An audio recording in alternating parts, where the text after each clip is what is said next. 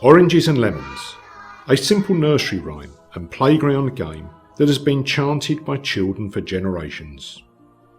Oranges and lemons, say the bells of St. Clement. St Clement's is a small church surrounded and stifled between towering London office blocks. It once rung its bells to announce the arrival of citrus fruits from far-off places being unloaded at nearby wharfs on the River Thames. The other contender for the first line of this rhyme is St Clement Danes, which was said to charge the porters of Covent Garden a fee to take a shortcut across the churchyard. You owe me 5 farthings, say the bells of St. Martin's. The original St Martin's was destroyed in the Great Fire of London, and only the bell tower survived. Complete with the original bell, it was rebuilt in 1851 and is now used as offices for a company of solicitors. The line in the rhyme refers to the moneylenders that operated in the area. The modern contender for this line in the rhyme is St Martin in the Fields in Trafalgar Square. When will you pay me, say the bells of Old Bailey. In fact, the Old Bailey did not have its own bell. This line refers to St Sepulchre without Newgate Church, which is the largest church in the City of London and is directly opposite the Old Bailey Courthouse and the adjacent Newgate Prison.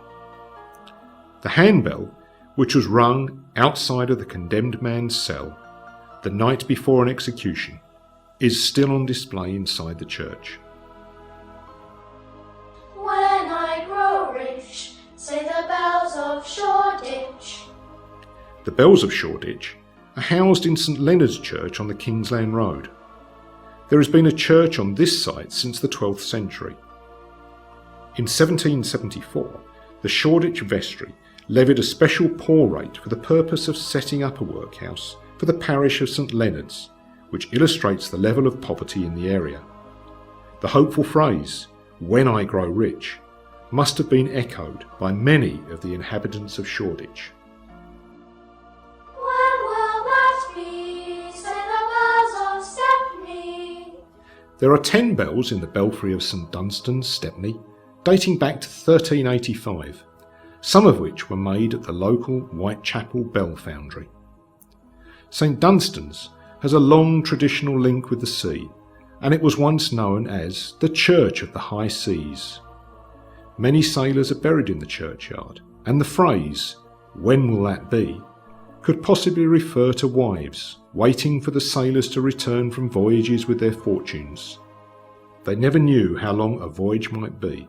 A 2-year wait was not uncommon.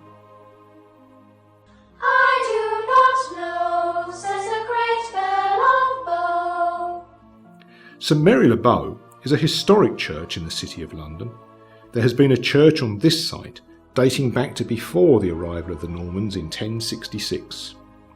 Dick Whittington, who was a real person by the way, was called back to London by the sound of the Bow bells, and you have to be born within the sound of these bells to be considered a true Cockney.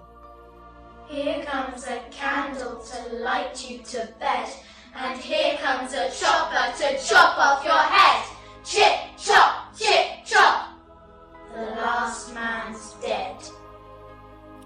To commemorate the 150th anniversary of London's most famous bell, Big Ben, the composer Benjamin Till recorded the sounds of the bells of London, some of which had not been rung since the end of the Second World War.